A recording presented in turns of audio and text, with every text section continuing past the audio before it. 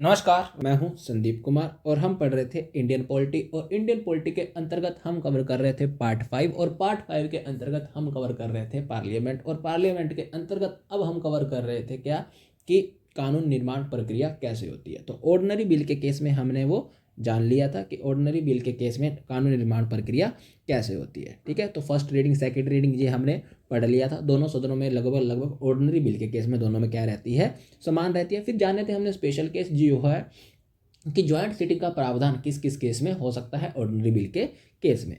ठीक है, फिर ज्वाइंट सिटिंग जो है वो कौन से आर्टिकल में लिखी गई है। ठीक है, कौन जो है उसका प्रिसाइडिंग ऑफिसर बनेगा। ठीक है, किस हाउस के रूल उसमें फॉलो किए जाएंगे और अब तक भारत में कितनी बार ज्वाइंट सिटिंग हो चुकी है। ठीक है, आज हम जो बात करेंगे वो जो हमारे अब पेंडिंग बिल है, एक हमारे पास मनी बिल होगा और हमारे पास फिर आएंगे फाइनेंशियल बिल आएगा। कॉन्स्टिट्यूशन जो बिल आएगा वो हम अलग से पढ़ेंगे, पार्ट 20 में जाकर पढ़ेंगे कि वहाँ पर जो है कानून निर्माण प्रक्रिया कैसी है और कैसी नहीं है। तो सिर्फ और सिर्फ हमारे लिए आज सिर्फ दो ही छोटे छोटे टॉपिक हैं। एक रहेगा हमारे पास धन विधेयक और दूसरा हमारे पास रहेगा फाइनेंशियल बिल के बारे में। ठीक है, तो मनी बिल के देखिए क्या बोला गया है, कॉन्स्टिट्यूशनल प्रोविजन दिया गया है। आर्टिकल कौन से में दिया गया है, आर्टिकल 110 में दिया गया है। ठीक है, तो आर्टिकल 110 में क्या क्या बोला गया है कि टैक्सेस को इम्पोज करना, एवोल्यूशन करना, रिमिशन करना, अल्ट्रेशन करना, रेगुलेशन करना, ये सब का सब अगर कोई प्रावधान आ रहा है किसी बिल में तो उसे हम क्या बोल देंगे, धन विधेयक बोल देंगे। ठीक है, तो टैक्सेस के रिगार्डिंग हो गया। फिर इसके अलावा है रेगुलेशन करना है।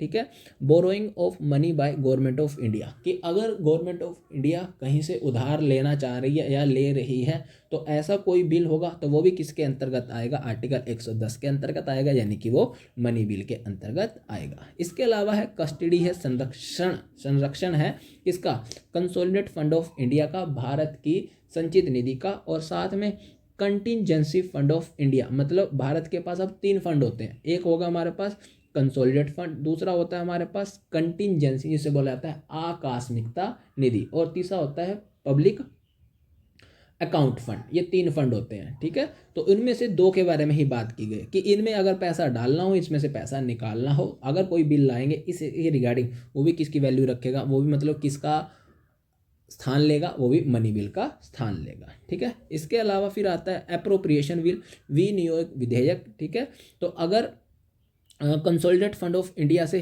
पैसा निकालना है तो उसके लिए पर्टिकुलर क्या लगता है, एक बिल लगता है और उसी बिल को बोला जाता है अप्रोप्रिएशन बिल बोला जाता है। अगर इससे संबंधित भी कोई चीज़ आ रही है, ठीक है, किसी एक्ट में किसी कानून में बोल दिया कि हमें जो है पर्टिकुलर क्या करना है, वहाँ से पैसा निकालना है, तो वो भी किसके अंतर्गत आएगा, आर्टिकल 110 के अंतर्गत ही आएगा। ठीक है, तो मोटे तौर पर इतना याद रखना कि मोटे तौर पर जब भी पैसे की बात हो रही होगी, ठीक है, और ये जो चीज़ें हैं टैक्सेस के बारे में, गवर्नमेंट अगर उधार लेना चाहती है, कंसोलिडेट फंड ऑफ इंडिया या फिर कंटिजेंसी फंड ऑफ इंडिया से पैसा निकालना चाह रही है, पैसा उसमें डालना चाहती है, तो इसके रिगार्डिंग ध्यान रख लेना, बिल लाए जाते हैं और वो सारे के सारे जो बिल हैं वो किसकी मान्यता रखते हैं, वो धन विधेयक की मान्यता रखते हैं, मनी बिल की मान्यता रखते हैं। ठीक है, पार्ट नहीं है इसका, तो ये तो पार्ट हो गए कि हम जो है वो धन विधेयक किसको बोलेंगे, किसको नहीं बोलेंगे।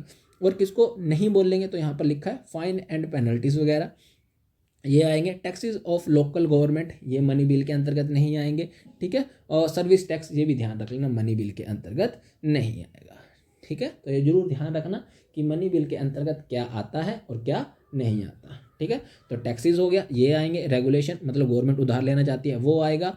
कस्टडी किस किस की कस्टडी है, कंसोलिडेट फंड ऑफ इंडिया और कंटिजेंसी फंड ऑफ इंडिया की है। और इसके अलावा अप्रोप्रिएशन बिल अगर आ रहा है तो ये भी किसके अंतर्गत आएगा, धन विधेयक के अंतर्गत आएगा। क्या नहीं आएगा, फाइन पेनल्टीज। ठीक है, और इसके अलावा टैक्सेस बाय लोकल गवर्नमेंट और सर्विस टैक्स, ये ध्यान रख लेना, ये धन विधेयक के अंतर्गत नहीं आते। ठीक, फिर उसके बाद बात करते हैं अदर फैक्ट्स, लेकिन महत्वपूर्ण है। तो सबसे पहला आएगा कि धन विधेयक जो है वो हमेशा ही प्रायर परमिशन ऑफ प्रेसिडेंट, राष्ट्रपति की पूर्व अनुमति से ही संसद में क्या किया जाता है, पेश किया जाता है। ठीक है, और फिर उसके बाद दूसरा पॉइंट बोला गया है, क्या बोला गया है, the president can not send the bill for the reconsideration. ठीक है, वो इस 4 केस है कि राष्ट्रपति या तो हाँ करे या ना करे।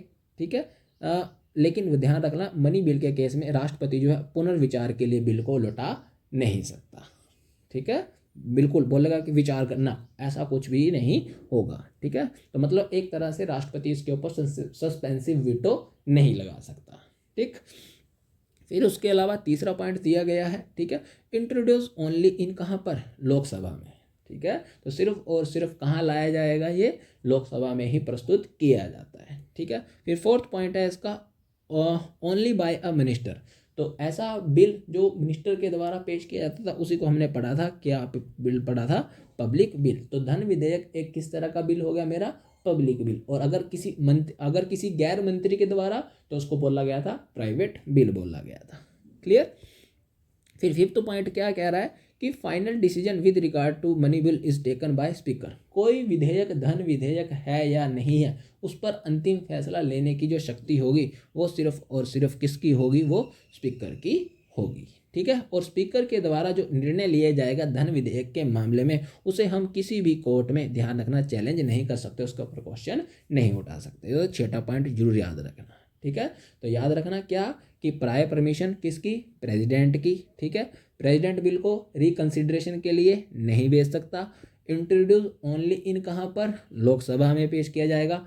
फाइनल डिसीजन जो होगा वो किसका होगा, स्पीकर का होगा। और स्पीकर के द्वारा लिए गए निर्णय को किसी भी न्यायालय में चुनौती नहीं दी जा सकती, ठीक है। अब बात करते हैं सेवंथ पॉइंट जो है इसमें, वो बात करता है लिमिटेड रोल ऑफ राज्यसभा, ठीक है।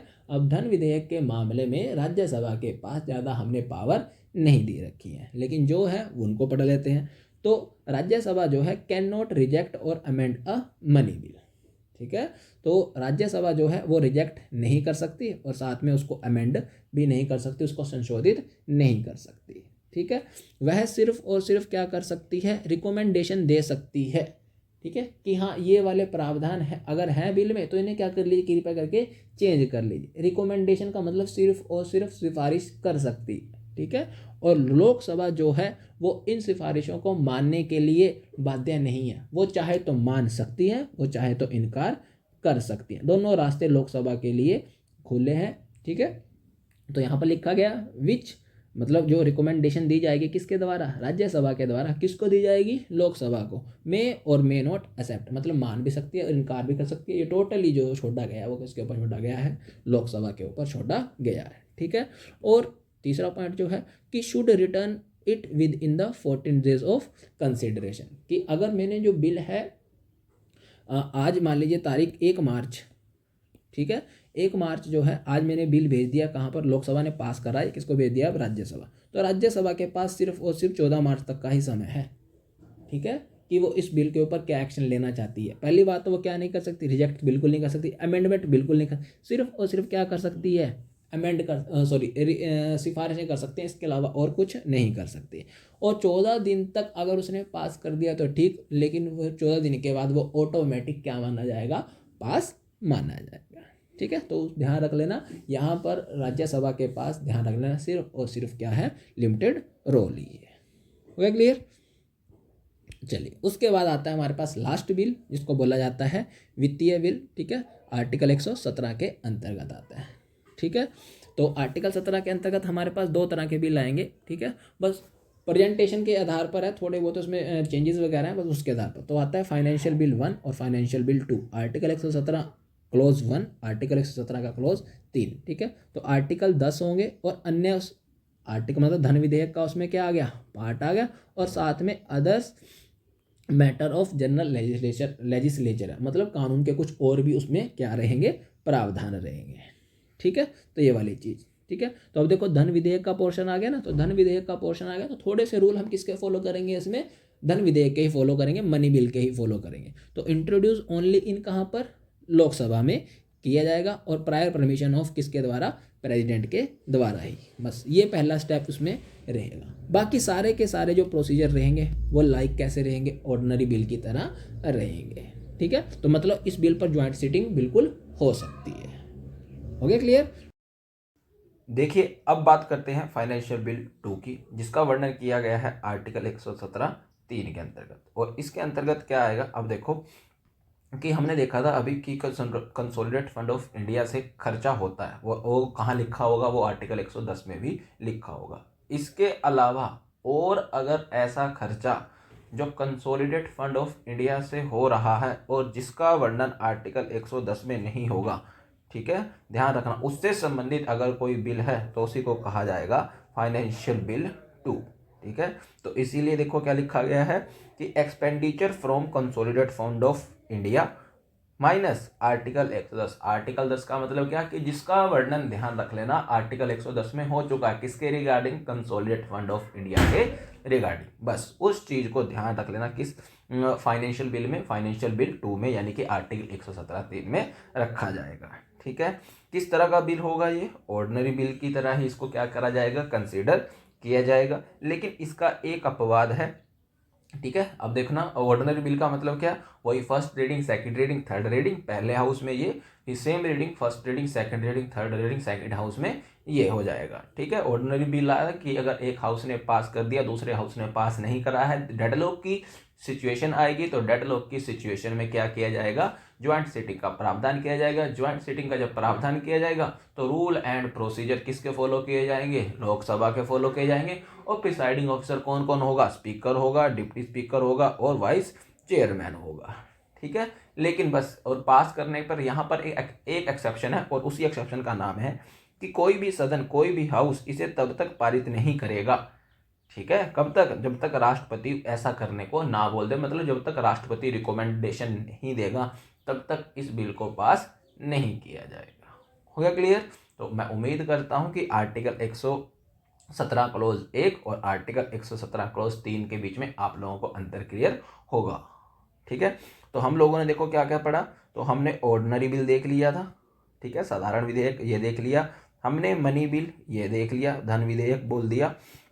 फिर इसके अलावा अभी हमने क्या देख लिए, फाइनेंशियल बिल देखी। अब इसमें हमारा एक ही पेंडिंग बचता है, और वो कौन सा है हमारे पास, कॉन्स्टिट्यूशनल अमेंडमेंट बिल पेंडिंग बचता है, जिसका वर्णन कहाँ किया गया है, पार्ट 20 में, और आर्टिकल किसने में, 368 में। तो इसको हम वहीं कवर करेंगे। अभी हम दरअसल में क्या पढ़ रहे हैं, पार्ट 5 पढ़ रहे हैं। ठीक है, तो इसको बस ये वाला टॉपिक हमारा पेंडिंग है, इसको हम वहीं पर कवर करेंगे। ठीक है, मैं उम्मीद करता हूँ कि जो पार्लियामेंट है आप लोगों को सही ढंग से समझ आई होगी। ठीक है, नेक्स्ट लेक्चर में हम जो शुरू कर देंगे वो कर देंगे हमारा सुप्रीम कोर्ट, और साथ में थोड़ा सा देख लेंगे ऑर्डिनेंस के बारे में, अध्यादेश के बारे में भी। ठीक है, थैंक यू फॉर